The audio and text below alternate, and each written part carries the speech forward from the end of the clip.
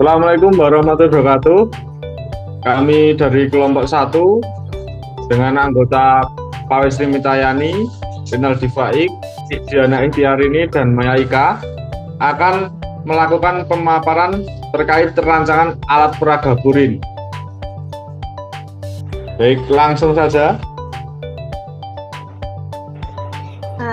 Ini gambar dari alat peraga pembentukan urin, yang dimana alat dan bahan yang digunakan yaitu ada papan styrofoam sebagai alas dari media, kemudian ada botol aqua plastik bekas sebagai perumpamaan kapsula Bowman, kemudian seluruh tubuh, ada kalis, venalis, dan vesika urinaria. Kemudian yang ketiga ada selang plastik yang digunakan, ada 3 jenis, yaitu selang ukuran diameter besar 4 mm, diameter sedang 3 mm, dan diameter kecil 2 mm.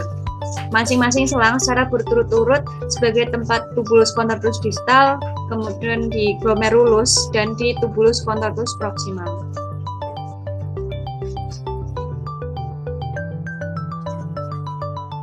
Untuk pembuatan alatnya itu pertama menyiapkan bahan-bahan dan alat yang diperlukan seperti papan styrofoam, botol aqua plastik bekas, selang bening, keran air, warna, kertas karton, cat air, alat tulis, lem lurin, double tip, dan penggaris. Kemudian menggambar bentuk dasar sistem nefron dari ginjal pada kertas karton. Selanjutnya mewarnai sistem nefron sesuai dengan warna yang tepat, lalu tempelkan selang bening sebagai perumpamaan tubulus contortus proximal, ujung Henle, tubulus contortus distal, dan tubulus collectivus. Kemudian gunakan botol aqua bekas untuk mempresentasikan kapsula Bowman, seluruh tubuh, kalis, pelvis renalis, ureter, dan vesika urinaria. Gunakan keran air sebagai perumpamaan ureta, dan terakhir gunakan air yang diberikan pewarna sebagai perumpamaan darah dan urin.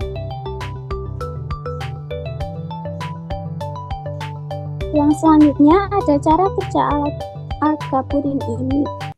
Yang pertama ada filtrasi, yakni penyaringan molekul-molekul besar seperti protein dan sel darah yang akan tersaring oleh glomerulus sehingga akan dihasilkan fluidat berupa urin primer. Struktur nefron yang terlibat dalam proses ini adalah glomerulus yang dilingkup oleh kapsula Bowman. Yang kedua ada reabsorpsi, yakni zat-zat yang masih diperlukan akan diserap kembali oleh tubuh yang prosesnya terjadi di tubulus contortus proximal dan lengkung Henle.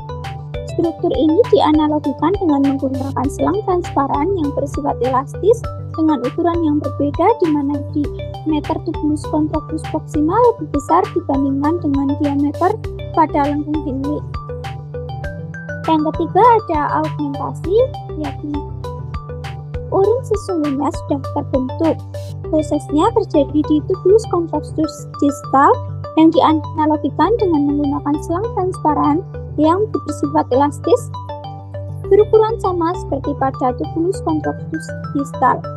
Dan yang terakhir, urin sesungguhnya yang sudah terbentuk masuk ke tubulus pengepul dari berbagai tubulus distal, nefron lain, dan akan bermuara atau diteruskan ke pelvis renalis, ureter, dan terakhir akan ditampung sementara pada kandung kemih.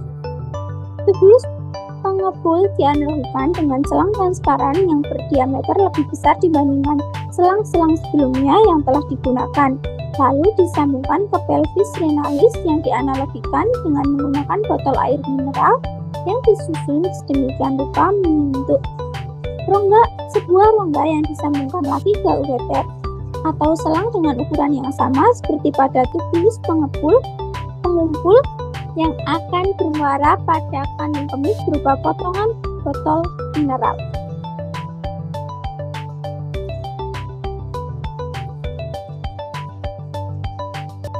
Sekian pemaparan dari kelompok kami. Mohon maaf apabila ada kekurangan. Sekian dari kami. Wassalamualaikum warahmatullahi wabarakatuh.